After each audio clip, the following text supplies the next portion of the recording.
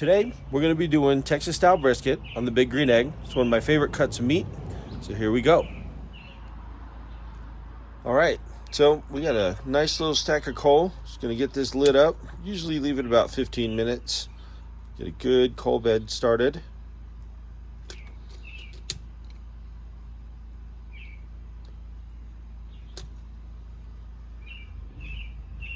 Meanwhile, we'll go in and get the brisket ready.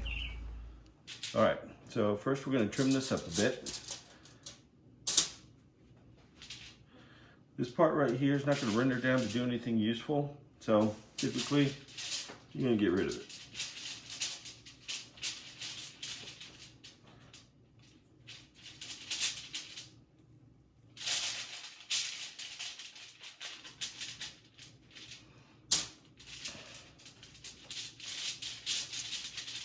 Now, one thing is you always want to make your brisket nice and aerodynamic.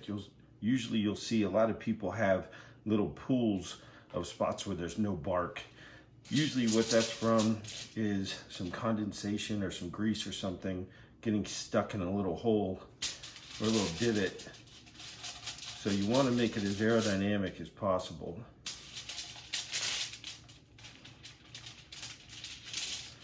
Learned that from my buddy Ryan.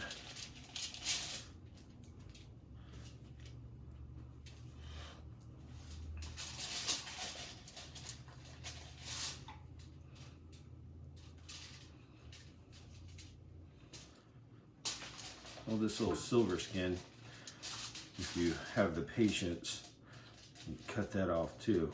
I kind of don't.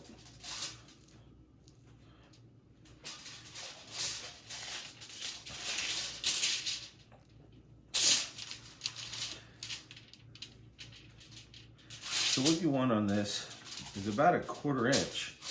This is actually looking pretty nice right out of the bag.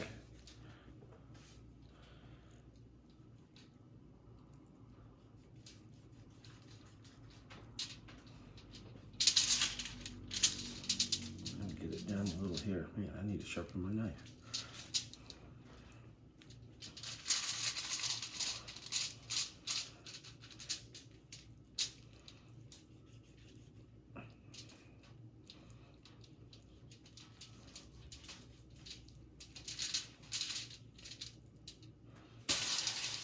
See this right here, this big piece? It's hard. None of that hard stuff is going to render down to do anything useful. All it's going to do is make it where it takes longer for you to do your brisket. And that's just one big, huge, hard chunk right there. I'm going to get rid of it. I'm going to start cutting it down. Might leave a little just for a buffer.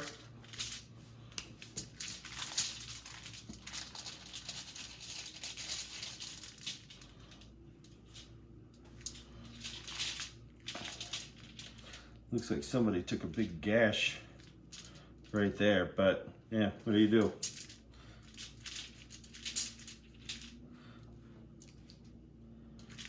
That is a lot of fat. So we're gonna do about 275 degrees. That's kind of my go-to temperature for almost everything in my egg. Get this thing all seasoned up. When you season it, don't be scared to season it.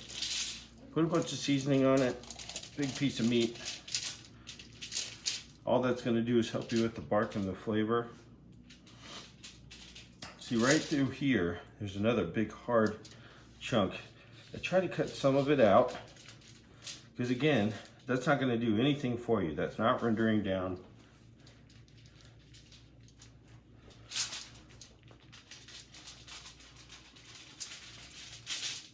Get rid of that.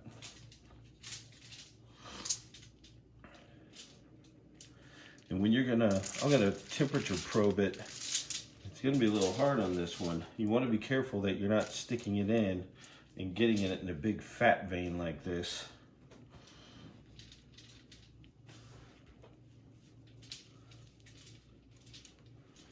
That hard fat does nothing for you.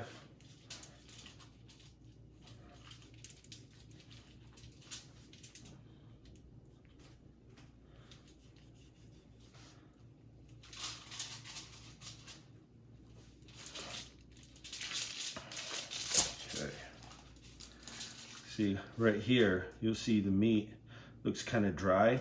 I typically like to chop that off because it's not going to be as nice on the edges.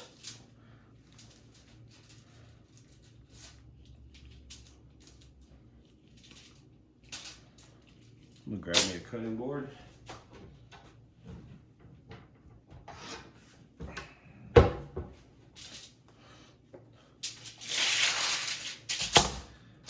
I'm gonna chop that off.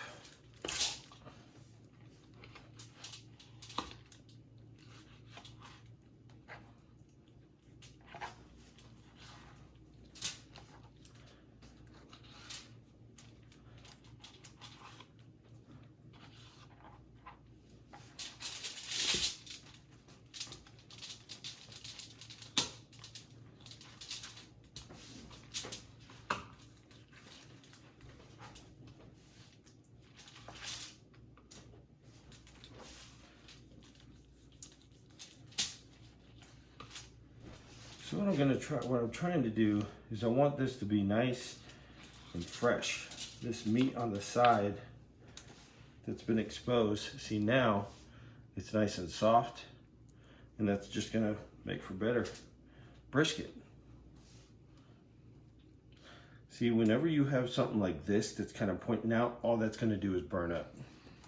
So you might as well just kind of round it out.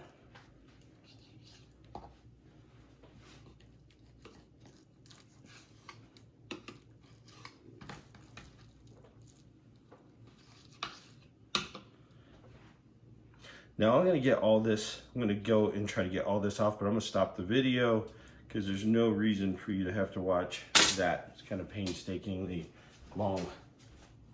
All right, it's been about 15-20 minutes. Coals are ready. So I'm gonna knock them down, put in my wood, which I use strictly post oak.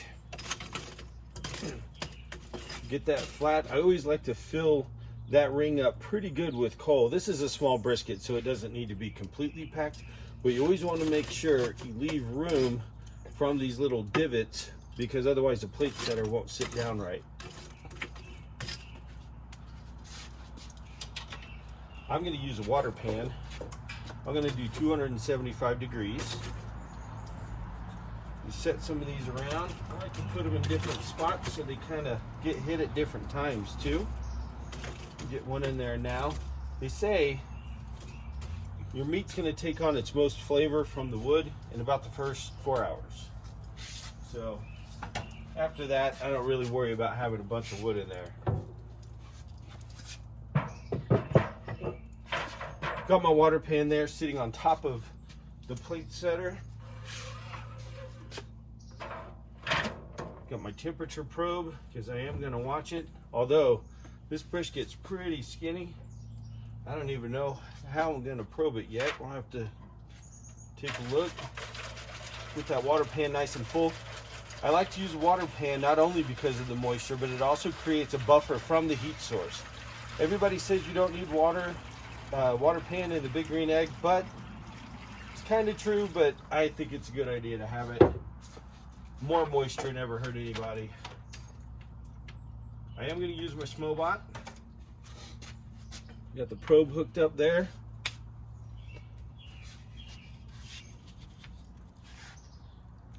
Here we go. Okay, we've got the pit warming up. I'm going to use some mustard. Slather this up. Mustard really just acts like a glue, and it'll help keep that seasoning on there. You don't want to glob it on too much. But you're going to want to put seasoning on the sides and everything. So you want to get it all around.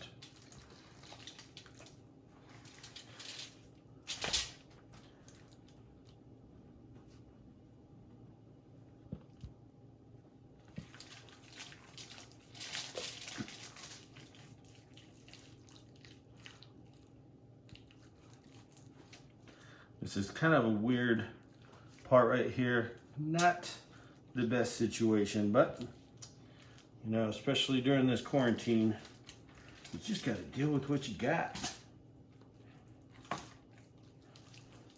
That's nasty. I don't know what butcher chopped that thing up, but look at, he gouged it. So she might not be that pretty, but she's gonna taste good. So my blend of seasoning is salt and pepper mainly. The rest of it cannot disclose.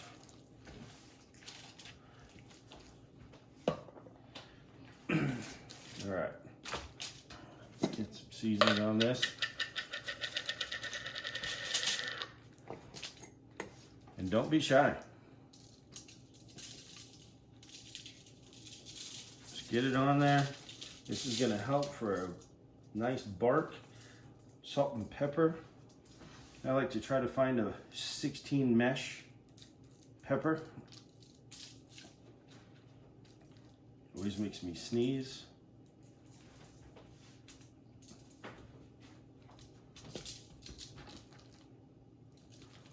Get these sides.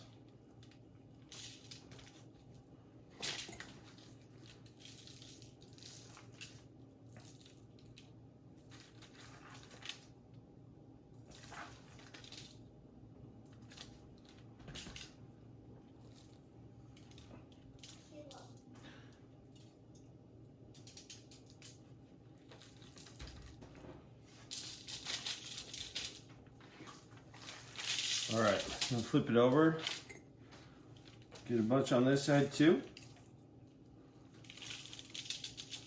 Now I'm gonna do fat side up. Not because I think that it's going to render down into the rest of the meat, but because I have that water pan, the water pan will act as a barrier for the bottom side of the meat. And then I am utilizing the fat for a barrier for the other side. Fat side up in a big green egg. You typically want to put your fat towards the heat source. So, since my heat source is underneath, I typically, if I didn't have a water pan, would put it fat side down for that barrier. But since I have a water pan, the other side needs protected more, because on the big green egg it kind of comes up and then boom, it's going to hit the top of this fat here. Here we go. Let's get this puppy on the grill. It looks like the pit temperature is 218 and our target is 275. And do you see the white smoke coming out of the big green egg? It's supposed to be clear, and the clear smoke is named blue smoke. And after when you see the clear smoke coming out of the big green egg, you put the brisket in, pull it out, boom, done. Now with the Smobot, my target temperature is 275, so I'm gonna go ahead and throw the cap on and let it start regulating the temperature here at about 255, 260 degrees. I don't want to overshoot it because then it's going to have to choke the fire down to get that temperature down. So I'm going to get in front of it just a little bit here in about 3-4 degrees. I'll just do it now and let it start regulating the temperature.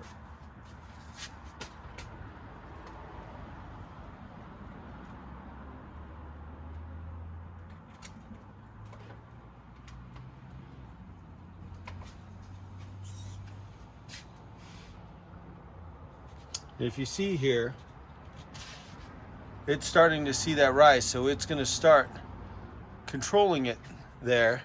And I've got it open just a little bit at the bottom for those of you who have asked how much to open the bottom. We'll get this brisket on soon. All right, so I'm going to go ahead and get this on there. The smoke is starting to clear out a little bit. I'm gonna get it on there, and I'm not even probably gonna look at this thing for another 3-4 hours. But by then, I should be needed to come out. You look and see if it needs some moisture. Spritz it with half apple cider vinegar, half water mixture. And I'm gonna let it go unwrapped till about 180. A lot of people like to wrap before or after the stall. you know, 160 degrees or 170, somewhere around there. What I found is I get better color if I just wait till 180. Then I'm going to take that pink butcher paper and get it wrapped up. Let's get this on.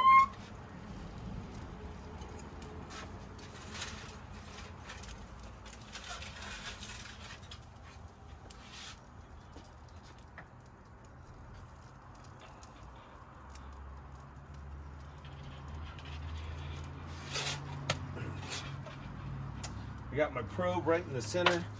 This brisket really didn't have much of a sidewall, so that's going to be interesting. See if I get some normal temperatures out of this cook. But we got it all in there. Got the water pan full. We'll close her down.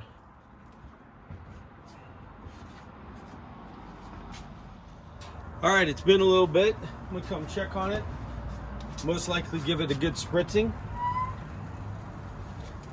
Yeah, I need some. Now, what you'll see on the other side of this brisket, where it was all gouged, there's like, you know, juices pooling and all that stuff. So the bark's probably not going to look that great on this by the time it's said and done.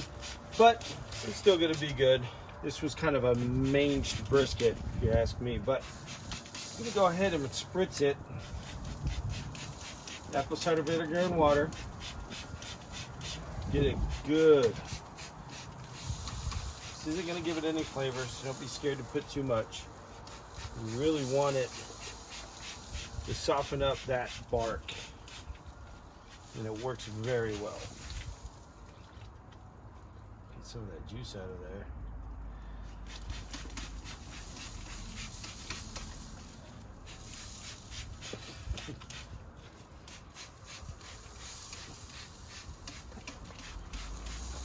All right.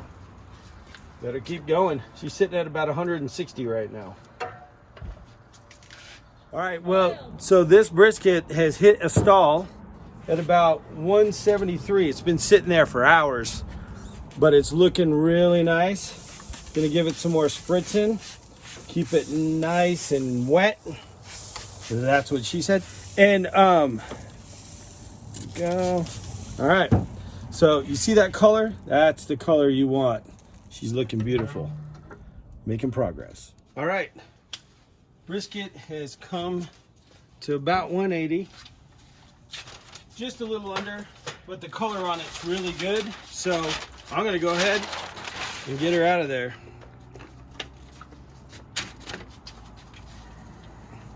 Look at that. She's looking good. So you want to look for that dark color. That means that bark is going to be on point. And if you've done a good job spritzing it every 30 minutes to an hour, keeping that moisture on the bark, the outcome is amazing.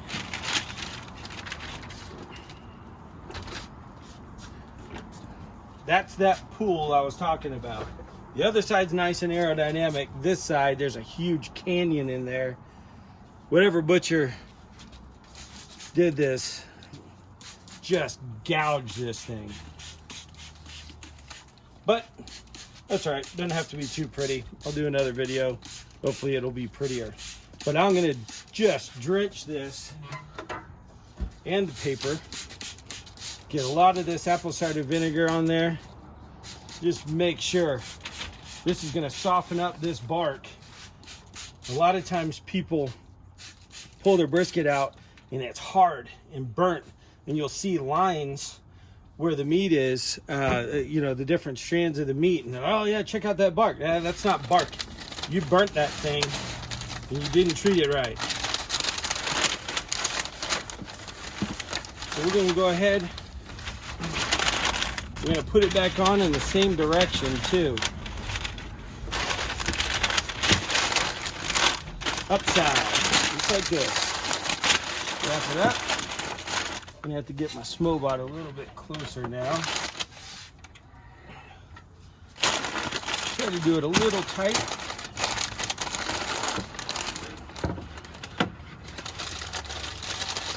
There.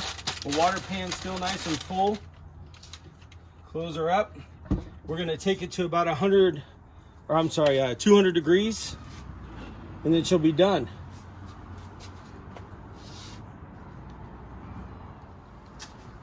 All right, well, looks like she's all done. Whew. Shut this pit down, get this brisket out, let it rest. When you pick it up in the middle here, you can kind of feel how loose it feels. I always like to turn it over. That way all the drippings kind of go back over and coat the brisket. But now it's just time to let it sit. And we'll open her up here in a minute and see how she looks. All right, the brisket's done. And what I want to show you is the bark. See this big gash here, that proved to be a problem the whole cook, and it just had moisture running off and just ruining the bark the whole way. But my point being is right here, you see it's nice and spongy. That's what you want to get. I'm gonna cut this thing open and I'll be right back. All right, I started cutting into this and realized maybe you want to see how easy this is going so you can see how tender it is. Got this right here, and it's just beautiful. You got nice bark, spongy, the fat is rendering.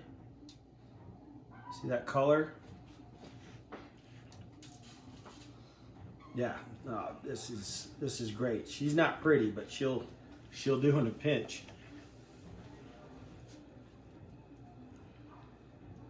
Get that bend. Yep. There we go. See, this part here is kind of gnarly looking where that gash was, but you can cut that out, get it out of there, and it just looks nicer. You can see how tender it is. That's what you're looking for.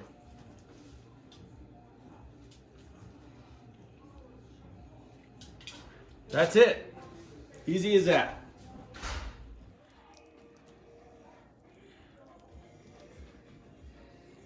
Spongy.